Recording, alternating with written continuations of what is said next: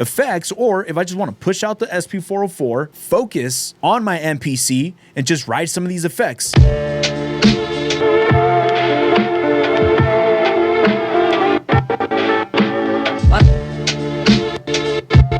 All right, so for today's video, I'm gonna do my best to make this as short as possible if I can. Right here, we have my MPC, and right next to my MPC, we have this SP404 Mark II, which is my favorite effects box. It's not just for effects, but there's also a sampler and a sequencer built into this box right here. Now, I don't make beats on the 404. I don't use a sequencer. I just have it for the effects that it has. Now, if you're thinking of purchasing a 404 Mark II, I think is worth it just for the effects, if that's all you're going to use. Now, if you do not want, or you do not have a 404 Mark II, but still want to tap into some of these effects, are we able to do that with an MPC? Well, with these Q-LiNKS, yes, we can get something similar to the 404. And my biggest reason why I want to use the 404 when it comes to the effects, not much because of the sound that it has, but mainly because I'm able to perform my effects using these encoders versus on the MPC, just using the knobs to engage or disengage a certain effect or to write an effect. I don't want to be touching the screen. I want to be performing those effects. So in this video, I want to go through and just show you how I would set up some of these Q-LiNKS to get a similar workflow as what I would have with a 404. If you are interested in supporting this channel, a free way of doing so is using some of my links to Zounds. Even if any of those links you're not thinking of picking up anything that I have, just click the link to Zounds. It'll take you to the website and you guys can go ahead and pick anything up you need. Also, if you want to pick up any stands or any cases for your samplers, guitar pedals, anything that you may have, check out Analog Cases, as they do have the most durable stands and cases that you'll find out on the market. If you see right behind me, I have my SP1200 on an analog stand. This is a XTS stand. This machine right here is very heavy and it's not going nowhere while I have it on this stand right here. Also, I had this set up with my MPC and a few guitar pedals. Check out any of these stands or accessories that you may want to have for your samplers. Be sure to check out Analog Cases. Link down in the description of this video. Let's get right into it. All right, so here's a beat that I have on my MPC, and I have my SP404 just to show you an example of how I would use this combo.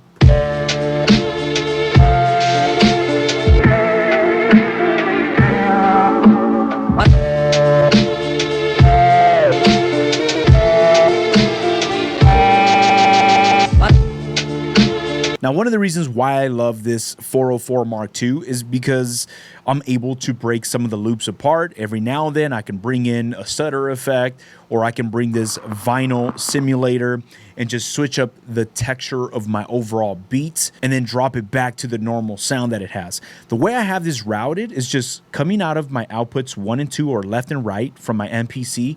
I go straight into my SP404, coming out of the SP404 into my interface or to the speaker so you guys can listen to what I have going on. So it's just the master mix to the 404 box and then straight to my interface. How could I eliminate or get rid of my 404 and do a similar setup with my MPC? A very close way of doing this is using, again, our master bus right here, which is our main mix outputs 1 and 2 on the back of your MPC. Where is that master bus? Well, if you scroll through, you'll have your submixes 1 through 8, your returns, and then last but not least, you have your output 1 and 2, which has a little crown right there indicating that that is your master bus output. What I want to do is add some plugins on this master output so I could get something similar to my SP404. And once I have those plugins right here, use some of these encoders to engage that effect and then turn it off, just the way I'm doing it right here. Turn it on and turn it off. That's all I need. Engage and disengage. Also, with this, same thing. I turn it on and I turn it back off.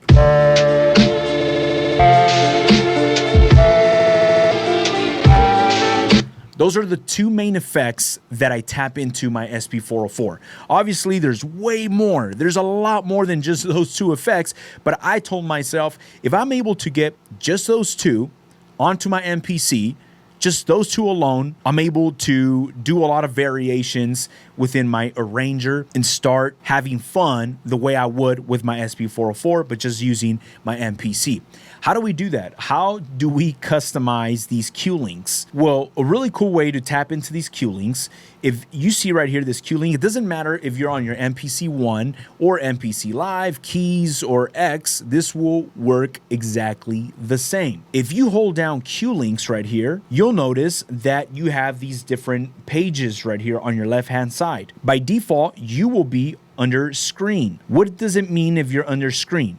Well, if you're under screen, depending on which screen you're currently on, like right now I'm on my menu, my main page, my mixer, these Q-LiNKS will have a different function depending on which page you're currently on. So if you hold down Q-LiNK, you'll see that these Q-LiNKS have a different function.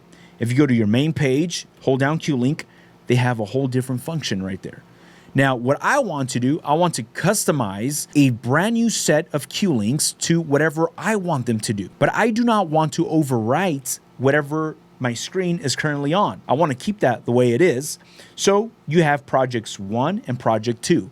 Project 1 and project 2 is kind of like a blank project where I can do whatever I want with these Q-LiNKS. So I'm going to jump over to project 1. Once I'm on project 1, I'm going to hit Q-LiNK edit and then I can let go. So if I tap Q-LiNK 1, notice that that highlights. Q-LiNK 2, that also highlights. I can do whatever I want right here. I can assign these parameters to do whatever I want them to do. Now, before we start doing this setup, let's go back to our mixer. I want to use some plugins, maybe they have some pretty cool lo-fi plugins that we're able to use to get a very similar sound to this vinyl simulator on the SP404. Well, I'm going to put that on my master bus outputs 1 and 2. Why? Because I want that to affect the whole entire mix. Now, here's the bad part or the bad news about doing it this way that I'm telling you is that each individual track on your MPC only has a limit of 4 instances of plugins.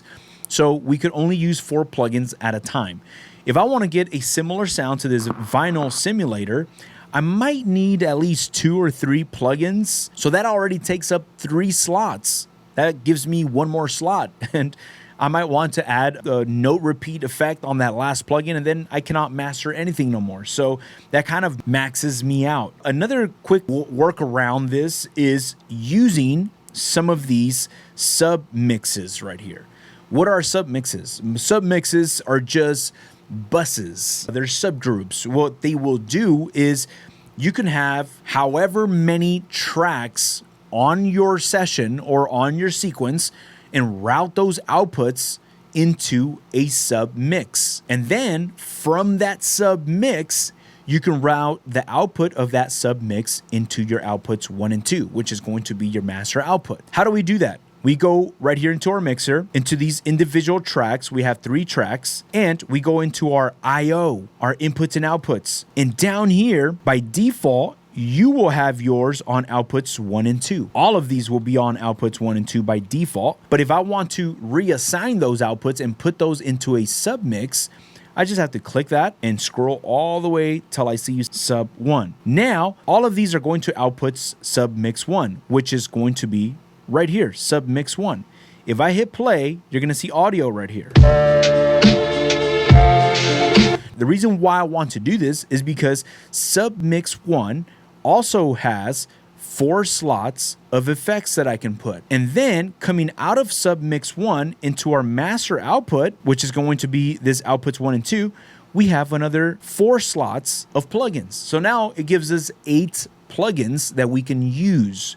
So that's pretty cool. I'll only find this useful if I'm doing something like right now we're about to do. This is useful, but when it comes down to mixing and mastering, I think 8 slots of plugins, that's overkill. That's a lot of plugins that I'm going to be using for one track. But let's go ahead and set this up. Now, for submix 1, which is my main mix, one of my favorite plugins that I could recommend, this is actually a plugin that you would have to purchase, is if you go to Harmonics, you got Air Flavor Pro. Air Flavor Pro is a really cool sounding plugin if you're looking for some interesting textures, something similar to what I have right here on the SP404. Even with this default one, that sounds pretty cool. Very close. Coming back in over here. And then pretty close to what we have going on over here. But I feel like this SP404 just has a little bit more punch to it. So we could just come right here, go into this Para EQ, open this up, and just give it a little bit of low end.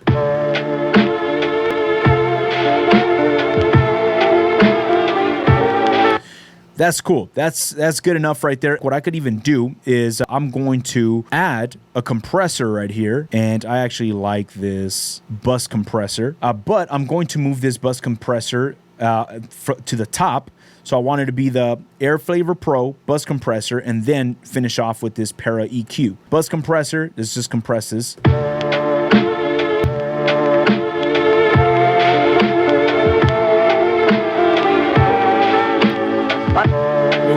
There you go. Without it.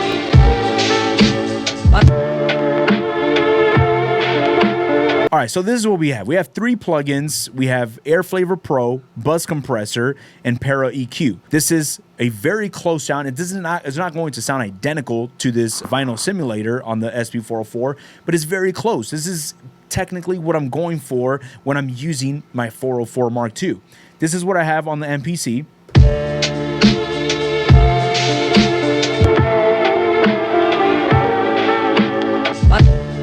And then this is what we have on the SP404.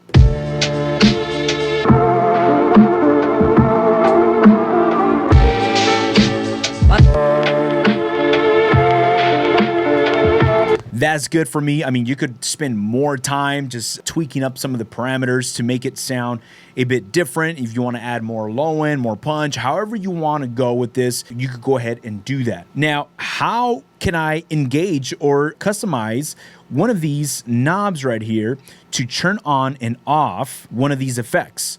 Well, a very easy way of doing that is tapping into these Q-Links. Hold down Q-Link, go to Q-Link Edit. And by the way, just a quick reminder, if anybody is signed up to my course, there is a whole entire chapter breaking this process down. I know in YouTube, I could only show so much, but you have a very in-depth way of doing this signal flow. So if you are signed up to the course, I go from the MPC start to finish, show you how to make a beat. I do cover MPC 3.0. And at the end of the course, we're going to start adding these subcategories where we're going to go in depth with automation, setting up these Q-Links. So if this is something that you're interested in, make sure to sign up to the course. I'll leave a link down in the description of this video. All right, so hold down Q-Link, go to Project 1, Q-Link Edit, and on this very first top Q-Link, we can assign this to do whatever we want it to do. I want this to engage and disengage those parameters, those plugins that we just added, which were 3 plugins. How am I going to do that? There's a few different ways we can do it, but I'll show you the most reliable way that I find clicking this little plus icon, and it's going to tell you which parameter do you want to tap into. I want to go into that submix. Which submix do you want to go into? I want to go into submix 1 because that is where we have everything routed to. Now, which insert of plugin do you want to tap into? I'm going to start with insert 1. What do you want to do with this insert? I want to enable and disable this function right here with this knob. Click that. Awesome. I'm going to hit plus again, and I'm going to do the same thing. Go to bus mix 1. Now I'm going to go to insert 2, and I want to tap into this enable disable knob. I'm going to do this again. Go into our submixes, submix 1, go to insert 3, and I want to enable disable that function. So now this Q-Link 1 is going to, notice how it's going to turn on or off those 3 plugins with one switch. Or you could do this momentarily. So turn it on, and as soon as you let go, it goes back to off. What is that going to do? If we hit play, it does not matter which page we're currently on.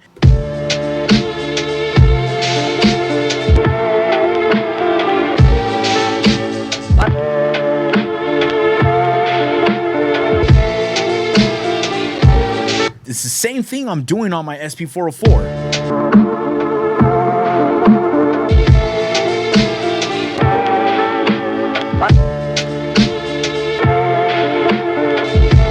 Now, how can we put this stutter effect right here that we have?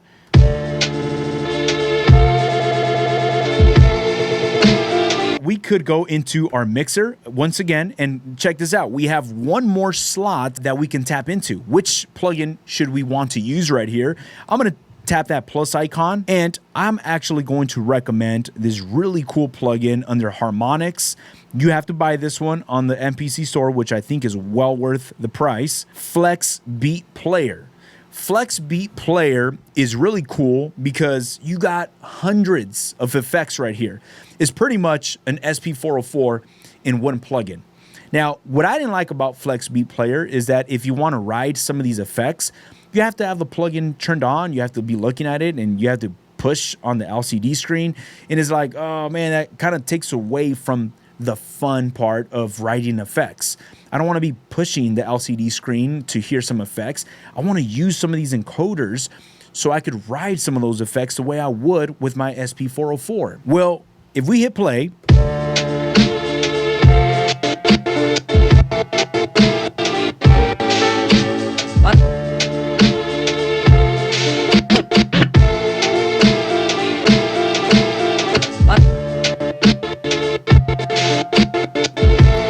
yo, that's pretty cool. So it's very similar to this DJ looper right here, but how can I use my encoders? Well, a very cool way of doing it is, again, we are under submix 1. We already used 3 instances of plugins. We went into the 4th one, and on this 4th one, we turned on this Flex Beat Player. I want to use this effect right here. So every time I twist one of these knobs, that could engage, and when I turn it back off, it just turns off. So the same exact process. Go to Q-Link Project 1, Q-Link Edit. I'm going to tap Q-Link 2, and now there's nothing going on right here. It's asking me, what do I want to do right here?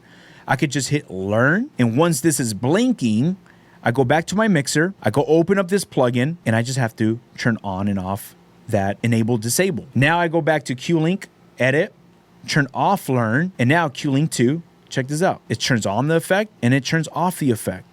So now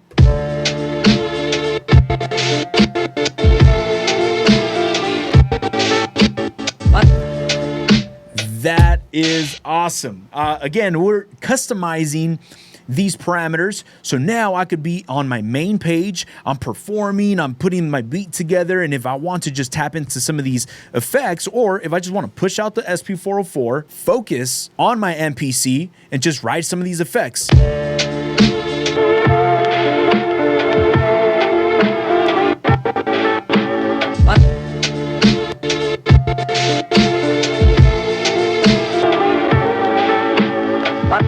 It does not end there. Like, honestly, this is just one bank of Q-Links.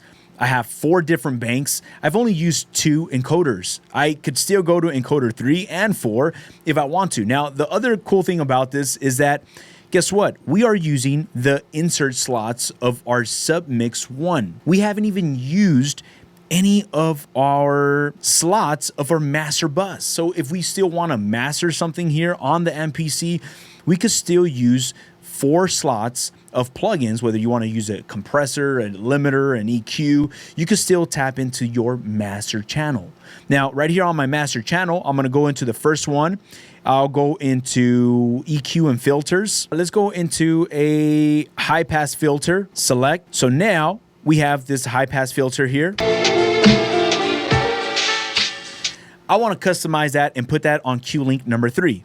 Again, very easy. Just hit Q-Link, Q-Link Edit. On Q-Link number 3, I'm going to get rid of whatever there was right there. I'm going to hit Learn, go back to your mixer, open up that plugin, and I'm going to just move that dial right there. So now it remembers that on this Q-Link 3. Go back to Q-Link Edit, get off of Learn, go to our main page,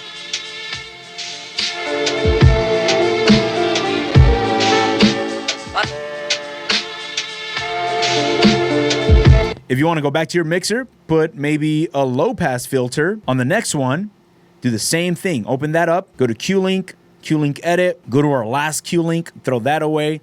I'm gonna go to learn, go back to your mixer, open up this low pass filter, touch that, move it, and now it remembers that. Go back to Q-Link, edit, and get off of learn. Now you have your high pass filter, low pass, your just vinyl simulator, and your note repeat or just your looper right here. So you could definitely get away with just having your MPC in a very similar setup to your SP404. What's really cool about this is that we're using Q-LiNKS Project 1. So we're not overriding anything. So if you ever want to go back to sample chopping or just using the Q-LiNKS how they were originally, when you first got the MPC, so it's like, oh, wow, I just customized these, so now they're not going to function the way they were functioning. You could always go back to screen, and now these Q-LiNKS are going to be doing the same thing they would, say, in your sample editor. You can just chop up samples the way you would. Nothing changed. But if you go back to Q-Link in Project 1, now these will not function the same way anymore because these are now going to be reflecting whatever you customized right here.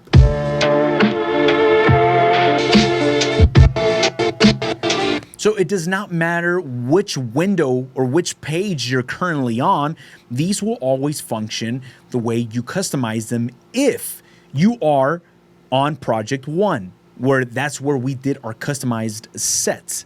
If you want to go back to the normal way, go back to screen. All right, guys, so that's really cool. And how do we automate that? Well, go ahead and check out the course. I know this video is going on way too long, but within the course, if you want to then know, all right, that sounds cool, but how do we start automating and how do we erase, redo, delete automation?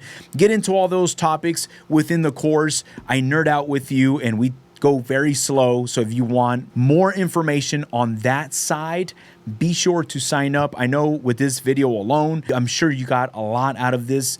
If you are someone that's trying to purchase an SP404, try this out first. I mean, the only two things you would have to buy is Air Flavor Pro, if you do not have that plugin, and the Flex Beat Player, which is a lot cheaper than going to the SP404 route. You could have a very similar setup just with the MPC.